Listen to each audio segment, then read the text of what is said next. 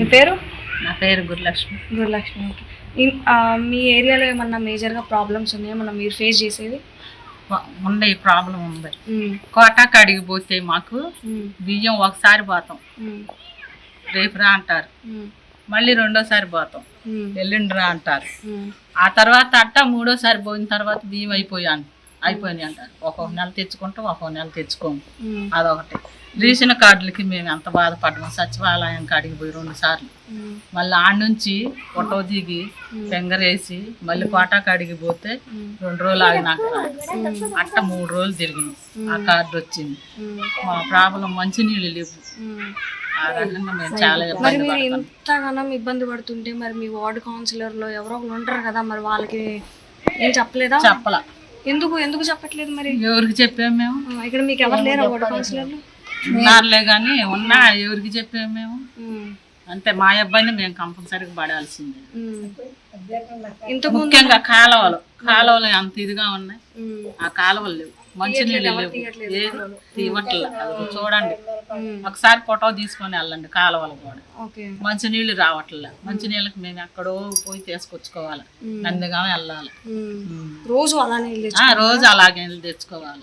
మా ఇంట్లో నా మొగుడు కాలు నొప్పులు, నాకు కాలు నొప్పులు, నా పిల్లగాడి పిల్లగాడు, మేము ఎంత ఇబ్బంది పడుతున్నాం.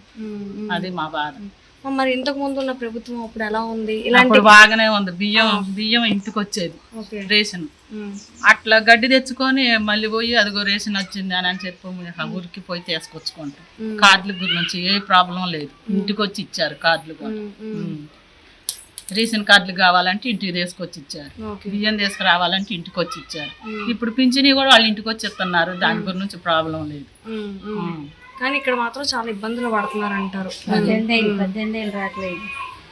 18 ఏళ్ళు ఒకటి. అవును, 18 ఏళ్ళు రావట్లా.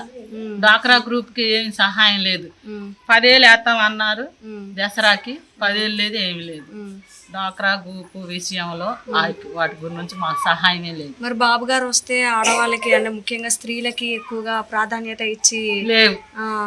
సంవత్సరం అవుతుంది, ఏమే హెల్పింగ్ లేదు ఇప్పుడు వరకు. ముందు నాకు తెలియదా ఏం చేస్తారో కూడా తెలియదు. మరి ఫ్రీ బస్సులు అని చెప్పేసి అవి పెట్టిండి అంటలేదు. కనుక బస్సులో ప్రయాణించాలి అంటే ఫ్రీగా ప్రయాణిస్తారా? డబ్బులు పెట్టుకొని పోతారు? వెళ్ళలేదు ఎప్పుడు. అంత దూరం నేను వెళ్ళలేను, నా వల్ల కాదు, వెళ్ళలేను.